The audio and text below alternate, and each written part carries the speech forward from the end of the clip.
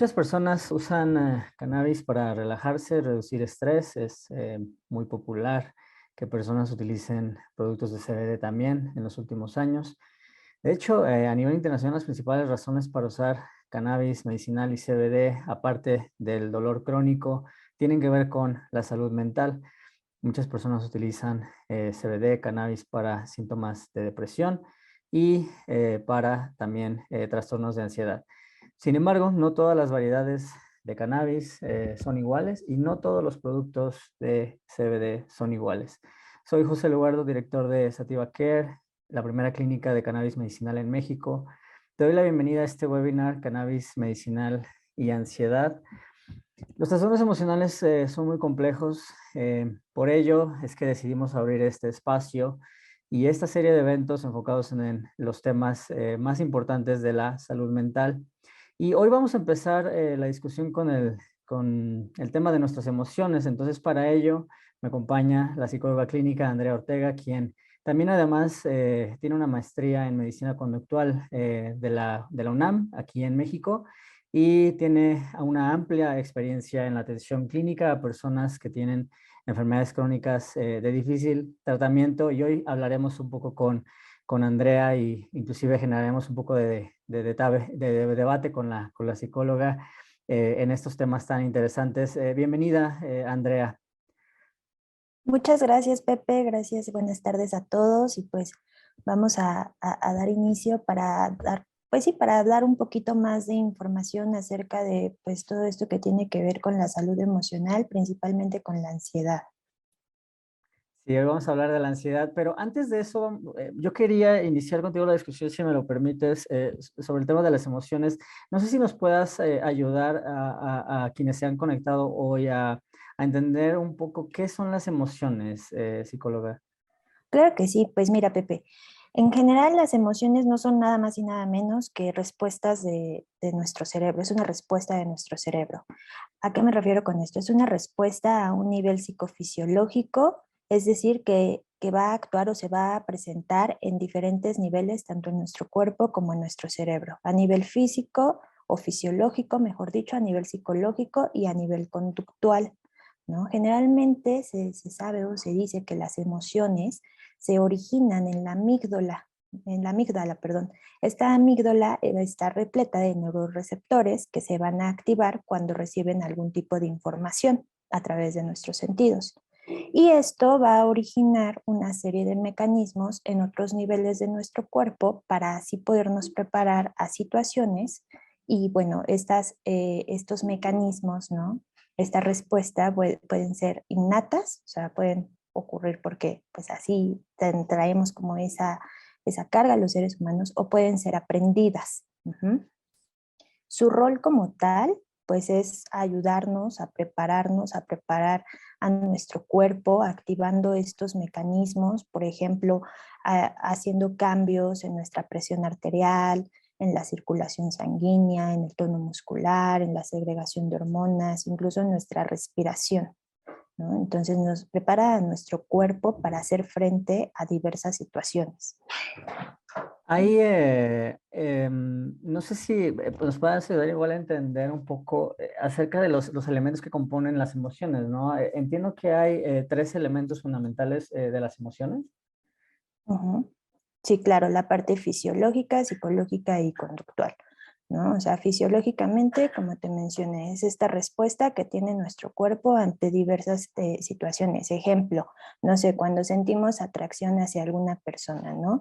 En ese contexto donde nos encontramos ante una persona que a lo mejor nos resulta atractiva, nuestra amígdala, va a responder segregando oxitocina, ¿no? Entonces, ¿qué es la hormona que provoca esta sensación como de excitación?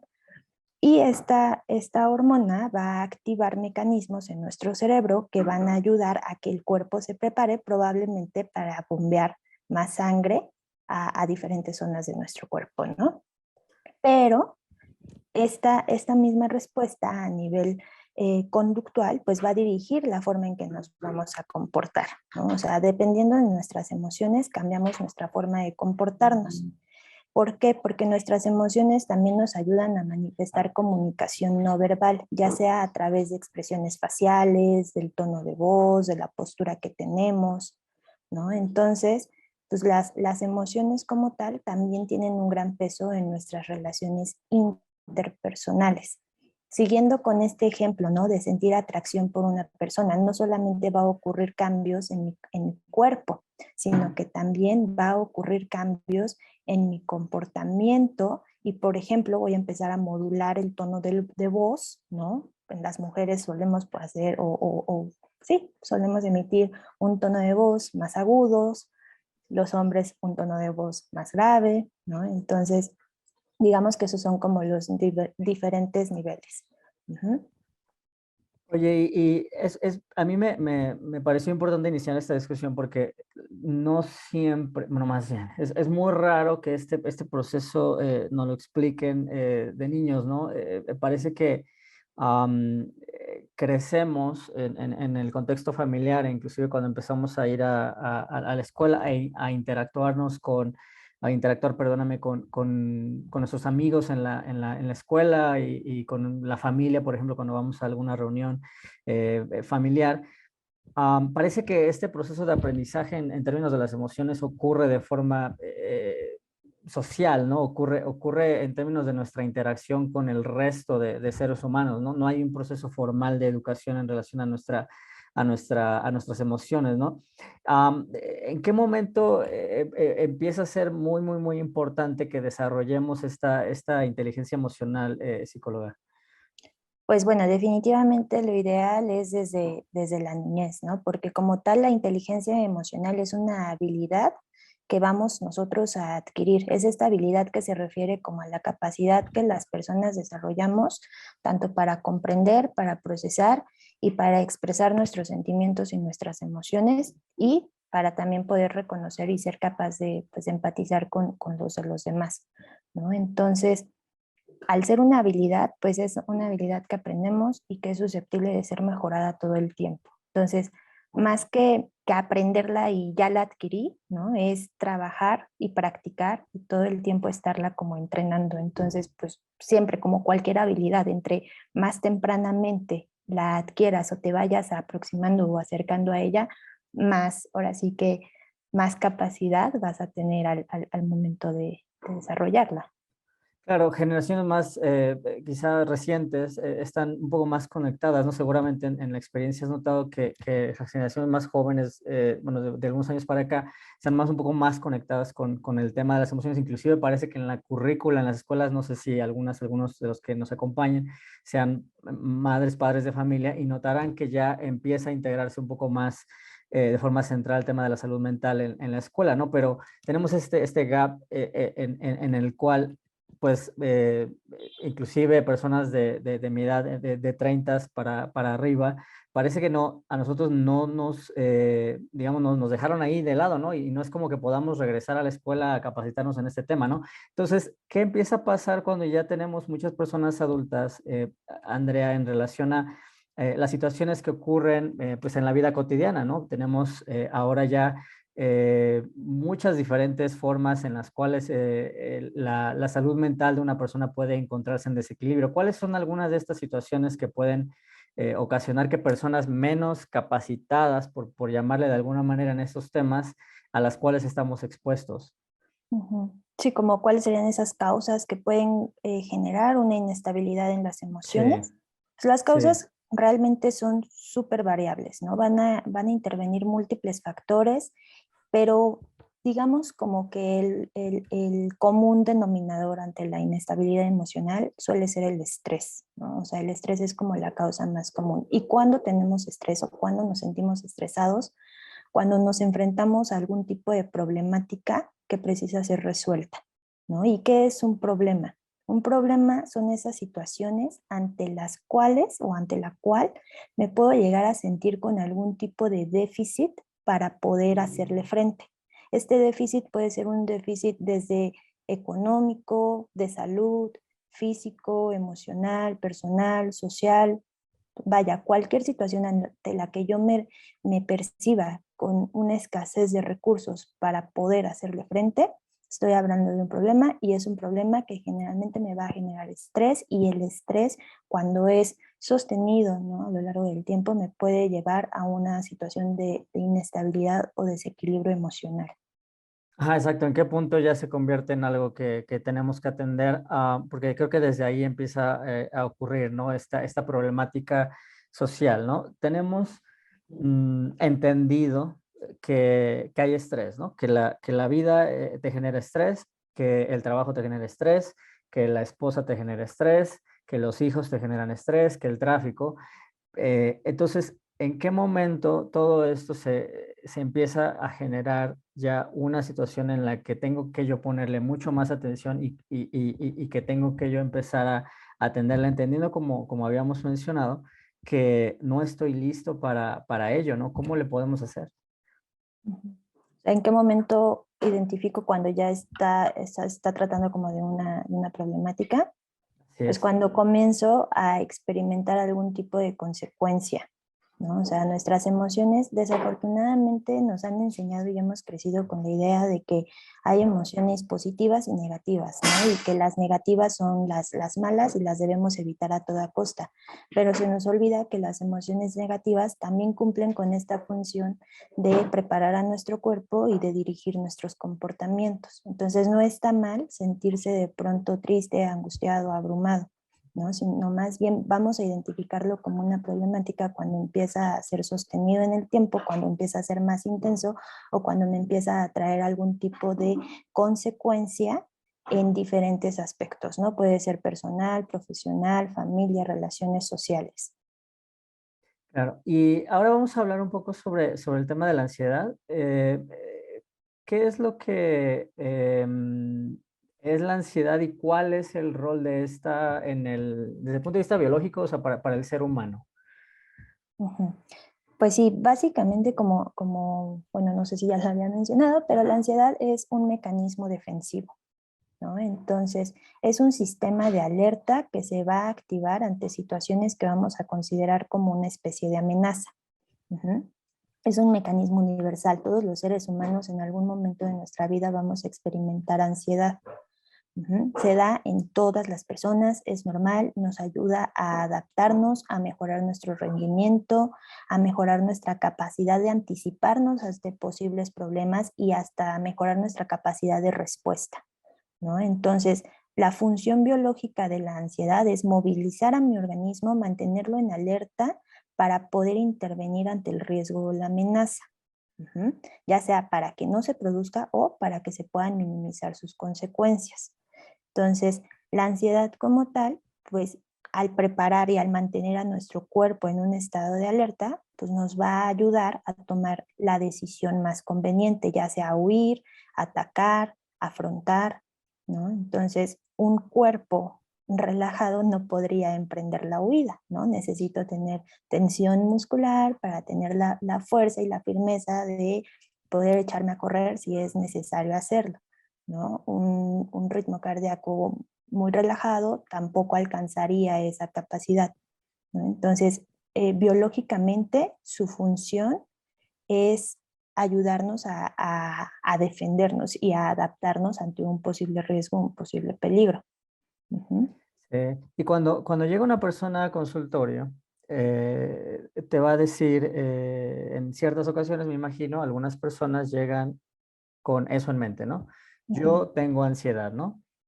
¿Cuáles son estos rasgos que distinguen a las personas que ya pasan por todo este proceso al que te refieres, ¿no? De primero, identifico la emoción en específico, que eso por sí solo es una tarea, ¿no?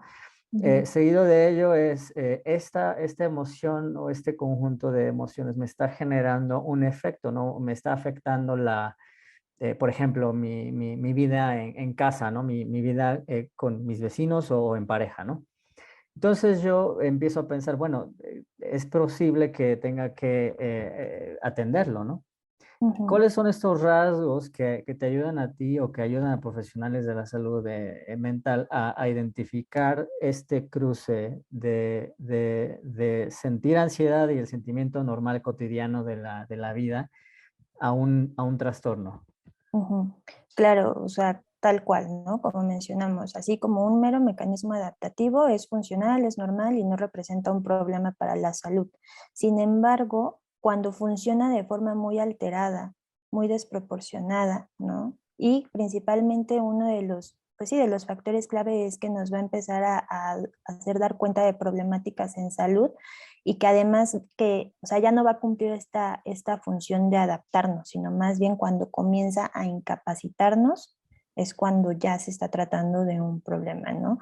Y generalmente también se va a ver reflejado en afectaciones en la salud, de ejemplo, dolores de cabeza, problemas gástricos, no sé, tensiones musculares, ¿no? Cuando hay cambios en nuestra personalidad, en nuestra capacidad de disfrute, en nuestras relaciones sociales, cuando pues estas emociones las percibimos como desbordantes o como mencioné hace un momento, ¿no? Cuando ya comenzamos a experimentar consecuencias, ¿no? Por ejemplo, bajas calificaciones, despidos, rupturas o algo que está siendo recientemente más común, ¿no? Cuando comenzamos a recurrir a mecanismos para hacerle frente que son poco adaptativos, como drogas, como estimulantes, como alcohol, o también cuando comienzo a establecer mecanismos fóbicos, ¿no? Es decir, empiezo a sentir ansiedad y entonces me comienza a dar una fobia, no sé, salir a la calle, subirme al metro,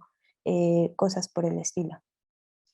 Y esto es muy común en realidad, ¿no? O sea, porque, por ejemplo, si te pasa una vez, o sea, creo que es bastante común también, ¿no? Y por ello estoy tratando de entrar mucho en este tema porque resulta bien difícil hacerlo, no sé, supongo que, perdóname por decirlo, pero se dice un poco fácil, pero para una persona, por ejemplo, como el ejemplo que utilizas del metro, ¿no? Tienes que empezar tu día a las 5 de la mañana, sales, te bañas, bueno, te bañas, sales, vas corriendo al metro porque ya se te hace tarde. Entonces hay diferentes factores externos que ya te generan estrés, ¿no? Ujú. Y te genera ansiedad quizá por la pandemia, suponemos, ¿no? Que estar en proximidad con tanta gente en un espacio muy reducido. Entonces, no sé, ese día sentiste que te asfixiabas, por ejemplo, ¿no? Si te pasa una vez, lo dejas pasar muy probablemente, ¿no? Pero probablemente haya muchas personas que vivan, quizá este fue solo un ejemplo que puede ser representativo de muchas situaciones cotidianas más que se te pasan de largo, ¿no? ¿Cómo específicamente tú le recomiendas a la gente que pueda ayudar a conciliar con el distinguir entre lo cotidiano y el no? Esto es algo que ya necesito yo atender porque la salud mental, a diferencia de que te duele algo, pues obviamente la inflamación o el dolor físico tiene una manifestación que muchas veces es mucho más pues, física, evidente, ¿no? Ujú. Sí, claro. Pues digamos que idealmente es como una intervención, vaya, como escalonada, ¿no? Porque inicialmente la ansiedad, ¿no? Pues genera cierta, pues sí, alteraciones fisiológicas, ¿no? Y muchas veces estas alteraciones fisiológicas hacen que no estén correctamente cubiertas nuestras necesidades básicas, ¿no? Entonces, si empezamos a notar que este tipo de situaciones comienzan a ser como más frecuente, vale la pena dar una checada a cómo está siendo nuestro estilo de vida, qué tan bien están cubiertos nuestros básicos, ¿no? Hidratación, alimentación, descanso, porque muchas veces, no sé, no estoy adecuadamente hidratada y entonces empiezo a experimentar más mareos y comienza a coincidir, ¿no? Que se dan en un contexto que es cuando estoy con más gente en momentos de estrés y comienzo a asociar, ¿no? Comienzo a asociar que entonces estar con gente es lo que me hace mal. Y posiblemente hay algo detrás, ¿no? Que en mis necesidades básicas que no está correctamente cubierto y favorece que se mantengan esas sensaciones, ¿no? Entonces, o sea, vale la pena dar una checadita y si es preciso hacer cambios en nuestro estilo de vida, de modo que nuestras necesidades básicas puedan estar adecuadamente cubiertas, ¿no? Número dos, el apoyo social. Creo que cada vez es más común que podamos escuchar a las personas más abiertamente decir esto me genera ansiedad, esto me pone tensa, esto me pone nerviosa y vamos generando redes de apoyo, ¿no? No te preocupes, aquí estoy yo, ¿qué puedo hacer por ti? ¿no? Desde esta parte de decir, bueno, aquí estoy y estoy para apoyarte y respaldarte, ¿no? O sea, formar o buscar apoyo social, formar redes de apoyo.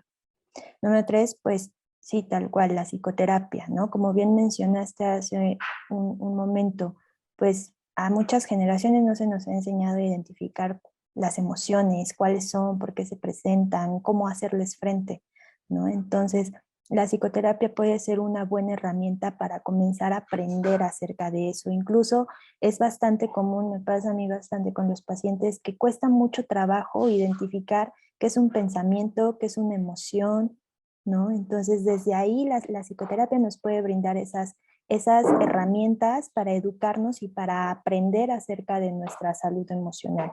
Y bueno, finalmente, pues los medicamentos también pueden funcionar o tratamientos. Muy bien, sí, entonces, como ya lo hemos visto y la psicóloga nos ayuda un poco a contextualizar el estrés, origen de muchas de estas situaciones, ¿no? Involucrado al desarrollo en general de trastornos emocionales, ¿no? Si pudiéramos sobresimplificarlo, ¿no? Después de ello, uno de estos posibles trastornos emocionales, quizá el trastorno de ansiedad, ¿no? No necesariamente la ansiedad, que biológicamente tiene una función necesaria para mantenernos con vida, pero ya cuando tenemos un trastorno de ansiedad, pues esta inclusive ya se sabe, lo sabrán muchos de ustedes, está ligada también a procesos de inflamación, está ligada también a afectaciones en tu sistema inmunológico también. Entonces, una situación que pudo haberse prevenido con un poco de terapia o un poco de atención profiláctica, termina ya ocasionando otra serie de problemas, ¿no? No sé si podamos ahora pasar al tema de la enfermedad crónica.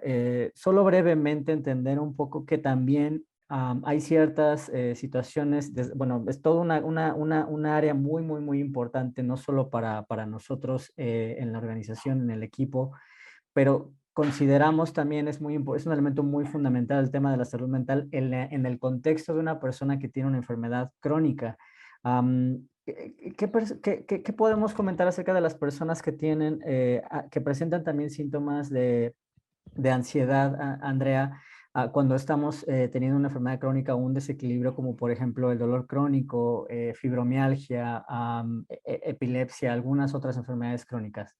Ujú. Sí, pues de igual manera, ¿no? Como tal, son síntomas o son, pues sí, son síntomas un tanto esperados ante un cambio y ante una situación en la cual las personas se están adaptando, ¿no? O sea, ante un diagnóstico de una enfermedad o ante la evolución de los síntomas, las enfermedades, pues traen consigo este desafío de estarse en un constante proceso de adaptación, ¿no? Me adapto al tratamiento, me adapto a los malestares, me adapto a la incertidumbre incluso, ¿no? Entonces, cuando aparece una enfermedad que, pues, compromete, ¿no? Compromete la salud, el bienestar físico, pues es esperado que haya, ¿no? Que prevalezcan más estos síntomas asociados a la ansiedad, asociados a la depresión.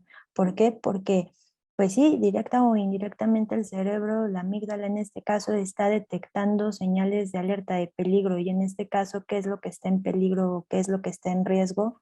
Pues la salud, ¿no? La independencia, la libertad, la autonomía y con ello pues se vienen en cascada una serie de cosas que se comprometen y que generalmente pues son importantes para los seres humanos. Sí, compartiendo un poco también en relación al tema que nos compete hoy, también el estrés, ¿no? En su forma muy básica, ¿no? Ahora se sabe que cuando hay estrés, lo que conocemos ahora como el sistema endocannabinoide humano, se empieza a desequilibrar, a desregular, debido a que este justamente está involucrado en la regulación de nuestra respuesta al estrés. Específicamente, para quienes les llame la atención ese tema, los niveles de anandamida se empiezan a ver más reducidos cuando hay estrés, ¿no? Entonces, ya se imaginarán esta relación directa específica entre estrés, bueno, ansiedad y el tema de todo el desequilibrio que puede estar ocurriendo tanto fisiológicamente en el cuerpo como también en términos de la percepción de la persona, en términos de las emociones, ¿no?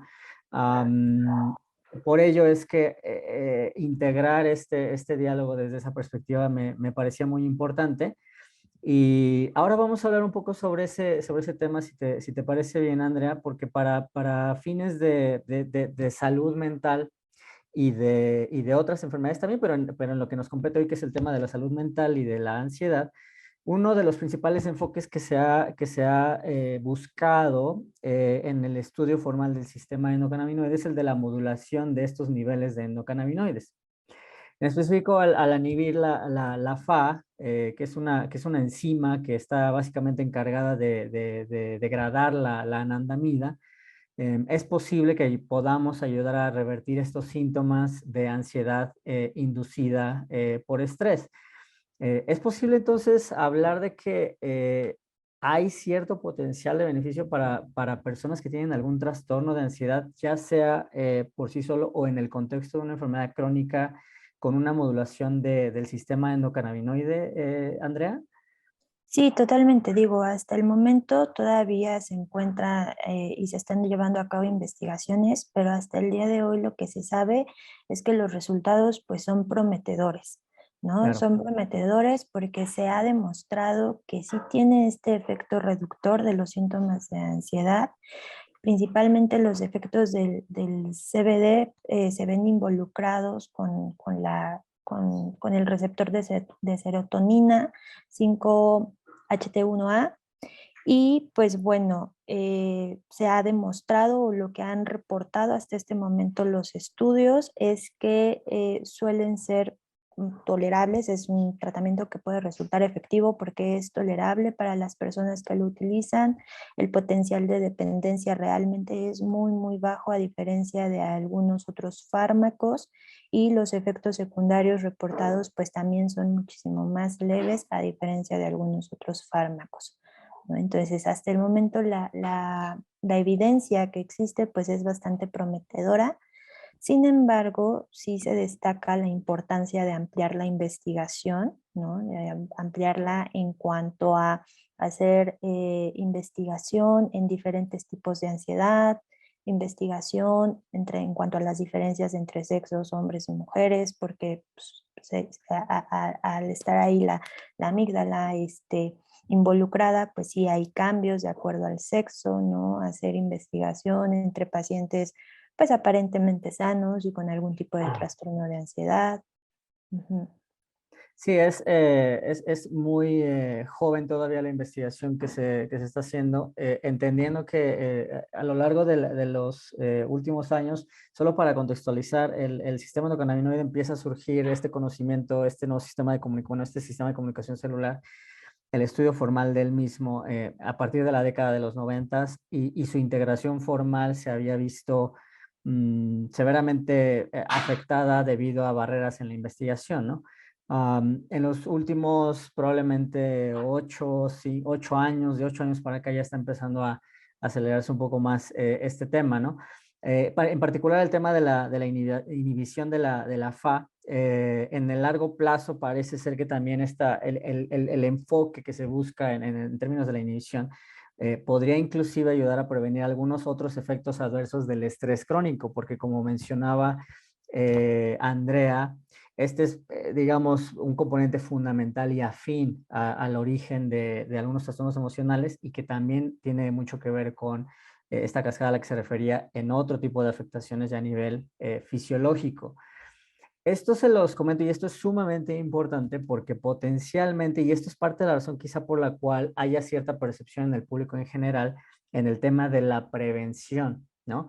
Porque potencialmente y teóricamente uno podría prevenir que el estrés puede afectar de manera muy negativa, pero esto ocurre desde mi perspectiva y también en función de la evidencia encontrada a la fecha, al ayudar a mantener un sistema endocannabinoide en buenas condiciones. Pero esto ocurre de diferentes formas. El sistema endocannabinoide se regula no solo consumiendo marihuana.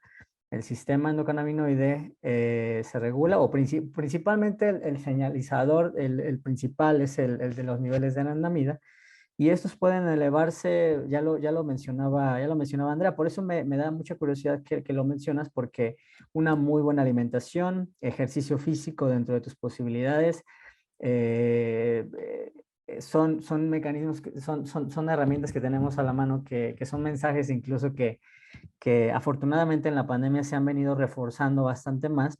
Pero ¿por qué no nos detenemos un poco en ese tema, ¿no? O sea, ¿qué cosas pueden ayudarnos a regular nuestro sistema endocannabinoide y mejorar nuestra respuesta al estrés, que puedan permitirnos, quizás si no tengo oportunidad de ir a la psicoterapia o de tomar algún tipo de fármaco, al menos ayudarme a estar un poco mejor, ¿no? Claro, que incluso como bien mencionaste hace un momento, ¿no? Que pueden funcionar como herramientas preventivas, ¿no? O sea, que si a lo mejor ya estamos detectando ciertos factores que nos generan estrés, pues a podernos prevenir y no esperar a que los síntomas pues sí, se exacerben tanto a un nivel que sean abrumadores o desbordantes, ¿no? Entonces sí, totalmente, pues una alimentación balanceada, ejercicio físico en la medida de nuestras posibilidades, una correcta hidratación y un buen descanso van a ser como de los principales pilares para poder pues, prevenir la aparición, ¿no? de la ansiedad o más bien su aparición como desproporcionada. Sí, es bien interesante que contextualizando un poco, muchas de las personas, como me lo mencionabas brevemente hace unos, si quiero retomar esta discusión porque mencionabas que hay personas que recurren a buscar esos mecanismos que en apariencia resultan como más fáciles, ¿no? Como estas soluciones rápidas. Ujú. Mencionabas el tema del alcohol. ah, por ejemplo, o sea, el tema decimos muy comúnmente, ¿no? Me olvido de los problemas, ¿no? En vez de enfrentarlos, ¿no? Y también en términos de las soluciones que pueden ayudarnos, ¿no? Sabemos que el ejercicio es fundamental, pero no lo hacemos, ¿no? ¿Y qué preferimos en vez de ir a hacer ejercicio o de salirnos a caminar con el perrito? Pues preferimos, no sé, distraernos, ¿no? Ver Netflix, estar en TikTok 2 horas. Entonces, ¿qué podemos hacer también en términos de ayudarnos a prevenir caer en ese tipo de soluciones fáciles, irnos de antro todos los días? No sé, ¿qué podemos hacer para prevenir ese tipo de situaciones, Andrea? Porque son muy comunes también, ¿no?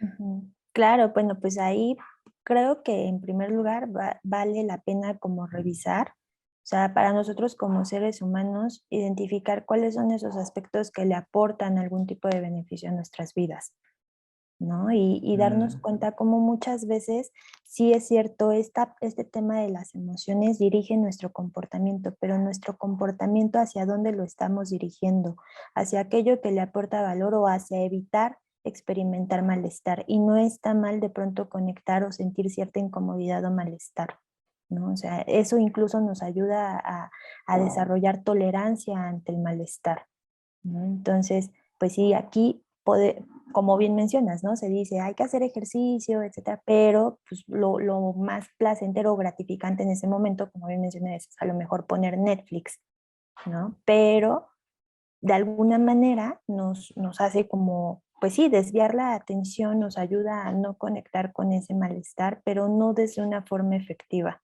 ¿no? ¿Por qué? Porque esa como gratificación pues es inmediata, pero dura muy poco y después, por eso, ahora el tema de la pandemia, ¿no? Muchos dicen, la pandemia vino y nos hizo como mucho daño. Pues sí, pero no fue tanto la pandemia, ¿no? O sea, más bien es como el aislamiento generó que nos quitaran muchas fuentes de distracción y entonces muchas personas se quedaron solas pues con su mente, ¿no? Y eso fue bastante intolerable y por eso se aumentaron mucho los niveles de ansiedad, de depresión en la población.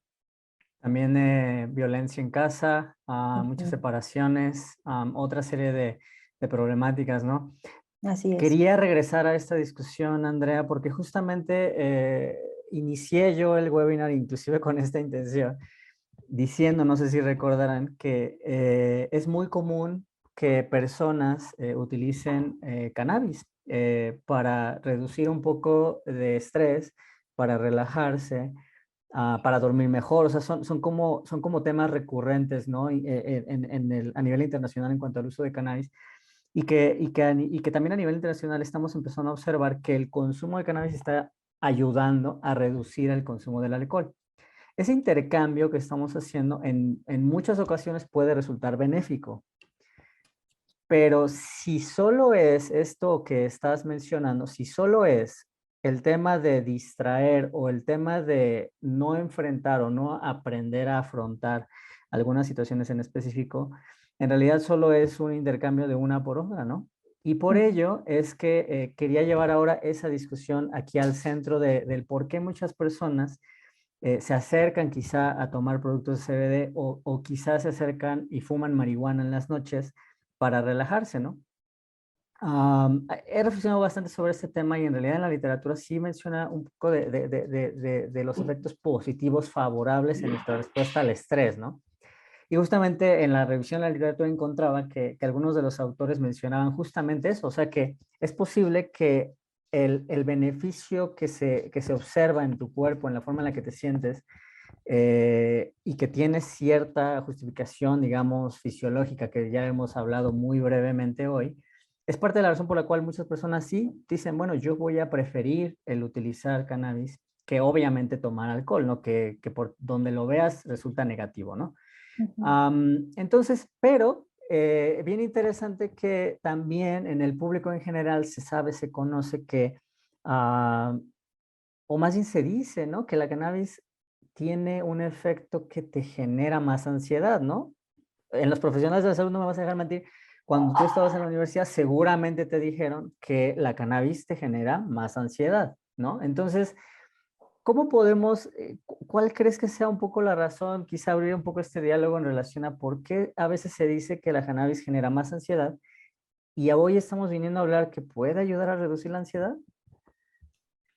Sí, claro, pues totalmente este efecto, ¿no? Digo, los estudios hasta el momento han encontrado que justamente las dosis bajas, de dosis bajas a medias de CBD pueden producir estos efectos reductores de la ansiedad, mientras que dosis altas pueden aumentarla, ¿no? Entonces, o sea, no es tanto como el producto como tal, sino más bien la forma en la que lo administro, ¿no? Entonces sí tenemos que tener por ahí mucho cuidado, también incluso pues las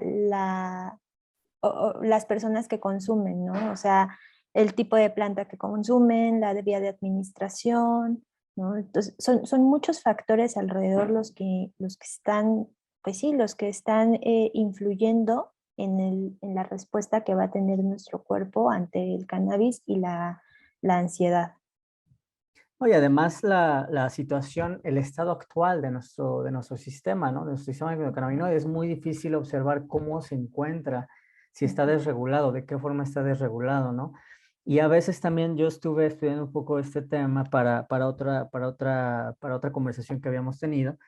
Y les comparto un poco también que parte de lo que se observa en la literatura es que también se ha encontrado que los síntomas de ansiedad o esta asociación del uso de cannabis con los síntomas de ansiedad o que eleva la ansiedad son generados como consecuencia del mareo que en muchas ocasiones sí llega cuando uno consume marihuana, así como del prejuicio asociado al consumo de cannabis. Entonces, si yo, por ejemplo, les digo a ustedes, tómate estas gotitas y, y tú confías en mí porque me conoces, somos, no sé, amigos o familia, pero yo te digo, esto es cannabis. Muy seguido, no sé si ya les haya pasado, estas personas, por ese prejuicio y todo el peso histórico de la prohibición, y además, seguramente se han encontrado con preguntas como, no, pero ¿y me voy a volver adicto? Y esto te genera dependencia y no sé qué. Entonces, ese tipo solo esa situación me genera ansiedad antes inclusive de consumirla, ¿no? Ujú. Entonces, eso por una parte. Por otro lado, la tendencia internacional, como muchos de ustedes ya sabrán también, es que históricamente en las últimas décadas se ha producido cultivares, variedades con niveles elevados de THC. Y la presencia de productos con alta concentración de THC en mercados regulados también puede ser parte de la razón por la cual a veces estos síntomas de ansiedad ocurran un poco más seguido. No quiere decir esto que una persona que consume cannabis, que consume CBD, automáticamente va a tener un beneficio en conclusión o automáticamente va a tener un síntoma de ansiedad. Como dice Andrea, depende y depende de muchas cosas, no depende de una sola, ¿no? Unas tienen que ver con el producto en cuestión, otras tienen que ver con el estado de salud actual de la persona y otras ni siquiera nada que ver con eso. Hoy mencionaste un par que tienen que ver con factores biopsicosociales, o sea, el contexto en el que me desarrollo, si estoy en alguna situación económica apremiante, esas otras variables, si la situación política o económica de mi país me genera otro tipo de sentimientos, eso también puede generar o afectar inclusive cómo percibo este efecto, ¿no, Andrea? Sí, totalmente. Sí, sí, sí, Ay, totalmente. Son muchos los factores que intervienen, ¿no? Y mencionas uno que es muy importante, o bueno, resaltas este que es muy importante y que muchas veces se nos olvida, ¿no? Que es el contexto. Ujú. O sea, qué tanto lo que está pasando a mi alrededor me está impactando y que no necesariamente tiene que ver con algo de acá, ¿no? O de las personas o una desregulación, sino que a veces los contextos tampoco son del todo favorables. sí, el contexto para mí es uno de los temas más claves, sobre todo entendiendo que ya hay suficiente información en relación a este tema en específico y que a veces siento que a veces se satura un poco de más, ¿no? Entonces, por ello es que muchas veces el trabajo de nosotros se enfoca en ayudar a encontrar situaciones específicas en las cuales sí hay un potencial, sí hay un beneficio máximo, donde se pueda potenciar al máximo el tema de la modulación del sistema endocannabinoide. Por ejemplo, mencionabas tú el tema del CBD, ¿no? Pero ya se sabe también que el CBD no tiene buena afinidad con receptores CB1 y CB2 del SEC. Entonces, dependiendo de la persona y de otras variables también, es posible que los niveles de anandamida que mencionaba no se eleven solo por el hecho de que yo tome CBD de forma oral, por ejemplo. O sea, no solo eso es lo que me ayuda a que yo alcance una mejor regulación del sistema endocannabinoide.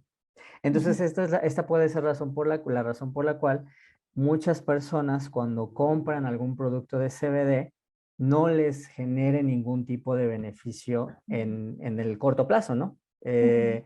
Esto es bastante común. Seguramente si ustedes han iniciado, si han tomado algún producto de CBD, cualquiera que este sea, a veces se encontrarán con esta problemática, ¿no? ¿Por qué no hablamos un poco acerca por ejemplo, si una persona está pensando en utilizar cannabis o algún producto de CBD por su cuenta, ah, qué efectos adversos, quizá no anticipados? Hoy hemos mencionado un par por ahí de repente, pero si los pudiéramos consolidar, ¿qué cosas podría alguien esperar que podría ser negativa si consume cannabis o CBD, Andrea? Ujú. Pues los más comunes o los más reportados son de pronto dolores de cabeza, mareos, estreñimiento en algunas personas, más si no hay una adecuada hidratación, náuseas, bajas en la presión arterial, ¿no? Son como los más frecuentes. Sí, para personas también que consuman cannabis o productos con alto contenido de THC durante un periodo prolongado, es posible que esto lo que haga básicamente es que sobreestimula tu sistema endocannabinoide y esto posiblemente también sea un componente que pueda ayudar a explicar cuando sientan o tengan mayores sentimientos de ansiedad. Y también en casos muy raros es posible también, es muy importante que lo conozcan también, en ocasiones muy raras, sobre todo cuando uno está fuera de ese contexto clínico, que es bien importante también hacer esa distinción, ¿no? En el contexto, digamos, para cualquier persona que consuma cannabis o CBD, esto es relevante. es posible en muy raras ocasiones tener, no sé, diarrea incluso, un poco inclusive de paranoia, y ya en Ujú. muy, muy raras ocasiones inclusive puede ocasionar algún trastorno psicótico. Ah, esto en la parte clínica, quiero hacer esta decisión porque quiero preguntarte abiertamente, esto no estaba planeado ni nada. ¿Qué efectos adversos has observado tú en el contexto clínico con personas que utilizan cannabis con fines medicinales, Andrea? Pues realmente ha sido muy poco frecuente, pero sí se han llegado a presentar alteraciones en la sensopercepción, de pronto algún tipo de alucinación, principalmente visual o auditiva, pero es muy, muy poco frecuente. Creo si lo he visto una vez, ha sido una, dos veces a lo mucho. Y pues bueno, pero sí hay un ligero aumento en un inicio de los síntomas o de la intensidad de los síntomas, mejor dicho. Ujú. Y progresivamente viene después como un, pues sí, un desvanecimiento de estos. Pero sí, en un inicio es bastante común que haya cierta intensificación de los síntomas. Sí, claro. Esta es la razón por la cual también muchas veces a la hora de iniciar o de recomendar un inicio de tratamiento, es muy posible que en el inicio se haga, se aborde desde la perspectiva de una sensibilización Ujú. del sistema endocannabinoide. Entonces, durante un periodo de tiempo que dependiendo de tu médica o de tu médico, o inclusive si no lo estás haciendo con algún acompañamiento médico, les recomiendo que por lo menos un periodo de sensibilización de 30 días me sirve para justamente no solo mitigar algunos de estos posibles efectos adversos, pero también ayudar a sensibilizar al cuerpo al recibir esos cannabinoides de forma externa. Cuando una persona, de nuevo les digo, tiene una enfermedad crónica, este sistema está muy desregulado, entonces la forma en la que empezamos a encontrar este equilibrio no necesariamente es un proceso lineal. Entonces sí tiene razón Andrea, en ocasiones inclusive algunos pacientes también reportan que hay un poquito de cansancio también al inicio del tratamiento. Parece que buscan dormir más o pasar más tiempo descansando, ¿no? Y esto también es perfectamente normal. Pero muchas veces también depende bastante del contexto de cada persona. Y para mí, o sea, mucho de ello tiene que ver con que quizá no estamos haciendo las preguntas adecuadas y no estamos abordando la salud mental y no le estamos dando la importancia necesaria. Creo que esto, inclusive para personas que se atienden con médicas o médicos, también es un reto, ¿no, Andrea? O sea, Ujú. el tema de que el médico eh, inclusive pueda interferir un poco con el tema del tratamiento en la parte de la salud mental también resulta muy importante, ¿no, Andrea? Sí, totalmente, que pues creo que pocas veces se da como, pues sí, como este tipo de atención más integral, ¿no?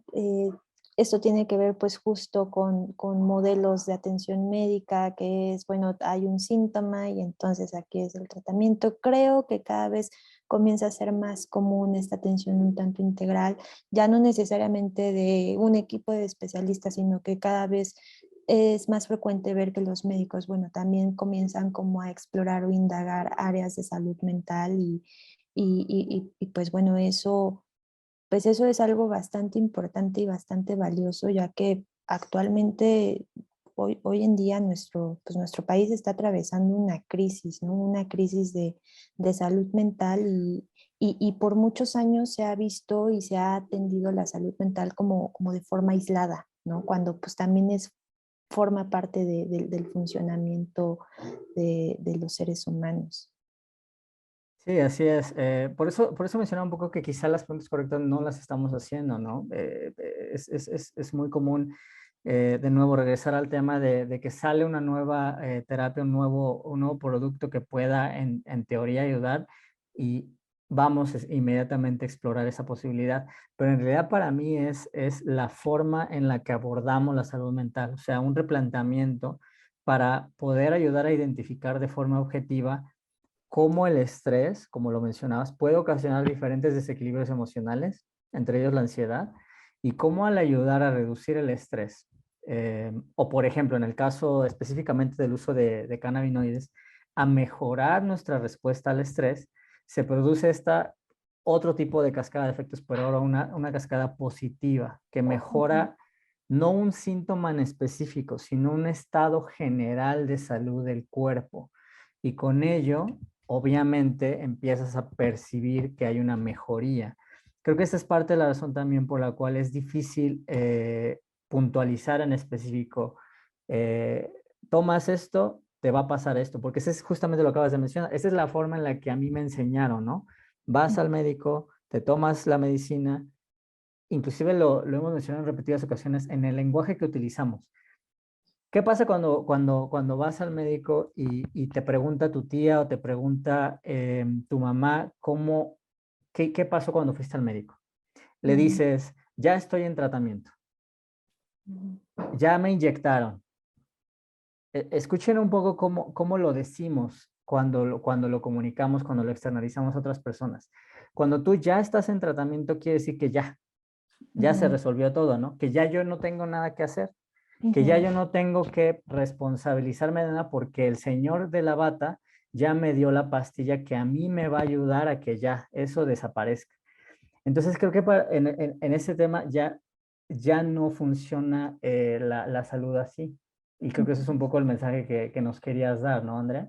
Ujú. Sí, sí, sí, totalmente, ¿no? O sea, ver cómo, pues no todo gira en torno a una sola cosa, ¿no? Que al ser multifactorial, pues hay muchas áreas en las que tenemos que voltear a ver y en las que tenemos que aportar un poco. Sí. Hay otras variables también. Hemos visto hoy, en resumen, la falta de conexión con nuestras emociones, el ritmo de vida que llevamos, la saturación de estimulaciones de diferentes fuentes, Ujú, el uso excesivo de dispositivos móviles, y mencionaba también, Andrea, el tema de la pandemia, sus efectos en nuestra vida. Entonces, todas estas cosas generan un efecto acumulado. Si permitimos que todas estas variables nos afecten por sí sola y y de forma acumulada también, evidente, y no hacemos nada al respecto, porque también ese es otro tema, ¿no? A veces tendemos a tomar una actitud muy pasiva motivación. en nuestra salud. Y pues al final de cuentas es nuestro cuerpo, ¿no? Entonces, ¿por qué no querríamos tener un rol más activo Ujú. para mejorar nuestra salud, ¿no? Algunas últimas recomendaciones, si hay una persona que está utilizando CBD, que están pensando en utilizar cannabis medicinal, si tienen alguna enfermedad crónica, no sé si puedas ayudarnos a resumir algunas recomendaciones que se puedan llevar para implementar hoy mismo, si es posible. Ujú. Sí, claro, pues si están como pensando o iniciando un tratamiento basado en cannabis, pues número uno, ¿no? No podemos atribuirle toda la responsabilidad a un solo aspecto, en este caso las gotas, ¿no? O el CBD o vaya, la presentación que estemos como eh, tomando, ¿no? Sino que hay todo un espectro alrededor, ¿no? Que tiene que ver con hacer esta como evaluación o autoevaluación, incluso de cómo se encuentran nuestras necesidades básicas, qué estilo de vida estamos llevando actualmente, ¿no? Cómo, pues sí, cómo estamos lidiando con ese o afrontando ese estrés, ¿no? Qué tan dentro de nuestra rutina diaria, qué tanto espacio estamos dejando para las relaciones sociales, qué tanto espacio estamos dejando para estas actividades de ocio, de entretenimiento, para las actividades que resultan gratificantes, ¿no? Porque al final del día todas esas nos permiten conectar o nos permiten experimentar pues sensaciones positivas que van a ayudar a amortiguar el estrés, ¿no? O el malestar emocional. Entonces, pues básicamente creo que esa sería como la principal recomendación, ¿no? O sea, estoy decidiendo tomar X alternativa, pero previo a eso, pues voy a voltear y hacer como una autoobservación de cómo están las demás áreas de mi vida. Sí, yo les quiero recomendar ser empático de las situaciones que puedan estar cercanas a ustedes. Si ustedes tienen ansiedad, tienen estrés, no pueden dormir o tienen pendientes con alguien. Yo considero, o sea, a mí me ha ayudado bastante entender que es posible que quienes están cercanos a mí también estén pasando por algo similar, porque la salud mental es invisible en muchas ocasiones y también nosotros hemos tenido la tendencia a esconderla todavía más. Ujú. Entonces, creo que el que tengan empatía en saber que posiblemente haya toda una serie de situaciones muy similares, ni siquiera tan diferentes a las que ustedes estén pasando en su familia, con sus amistades, en su lugar de trabajo, creo que esto les puede ayudar un poco. Si es posible, mediten. Es un proceso que inclusive personalmente he tratado de vivir y me ha ayudado bastante. Yo considero que es una práctica que puede potencialmente cambiar su vida.